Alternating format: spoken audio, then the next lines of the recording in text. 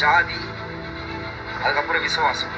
அதாவது விசுவாசம்னா தலைவர் விசுவாசமா இல்லை, ஆனந்த் சாருக்கு யார் விசுவாசியாக இருக்கிறாங்களோ நான் ஒரு பொய்யா இருந்து, நான் ஒரு ரவுடியாக இருந்து, நான் ஒரு இதுவாக இருந்தேன்னா நான் சொல்லி பேசுவேன். நான் உண்மை. ரெண்டாவது, தலைவருக்கு துரோகம், எந்த ஒரு உண்மையான தொண்டனும் தலைவருக்கு துரோகம் நடக்கிறது தெரிஞ்சுக்கணும். வேடிக்கை.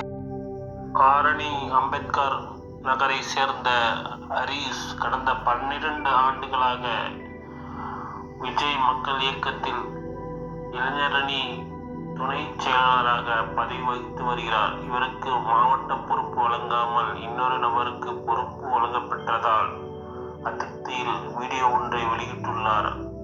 அந்த வீடியோவில் தாவக்காவை சுற்றி பல தவறுகள் நடக்கிறது, அது வெளி உலகிற்கு தெரியவில்லை என்றும் பணமும் சாதியும் பார்த்து பதவி வழங்குவதாக தெரிவித்துள்ளார்.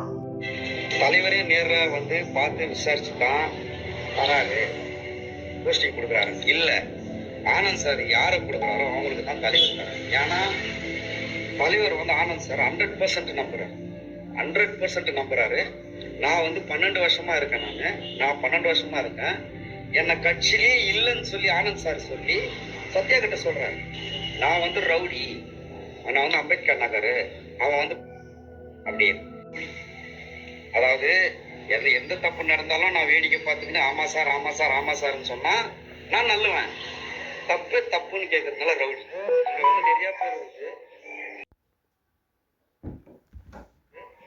அவங்களுக்கு மரியாதை இல்லைன்னு வெளியே இருக்கிறாங்க. 50% மரியாதை இல்லைன்னு வெளியே இருக்கிறாங்க. மக்கள் இயக்கத்துல இருந்தவங்க சொல்றேன், மரியாதை இல்லைன்னா நம்ம போகணுன்ட்டு வெளியே இருக்கிறாங்க. தயவு செஞ்சு நான் உங்களுக்கு சொல்றேன், நீங்க எல்லாம் சைலண்டா இப்படி வெளியே போனீங்கன்னா நாளைக்கு பாதிக்கப்படுறது தலைவர். உண்மையான நீங்க உண்மையான தொண்டனா, உண்மையான ரசிகனா, உண்மையான தோழனா நீங்க இருந்தீங்கன்னா நீங்க பேசணும். பணம், ஜாதி, அதுக்கப்புறம் விசுவாசம். அதாவது விசுவாசம்னா தலைவர் விசுவாசமா இல்லை, ஆனந்த் சாருக்கு யார் விசுவாசியா இருக்கிறாங்களோ அவங்களுக்கு தான்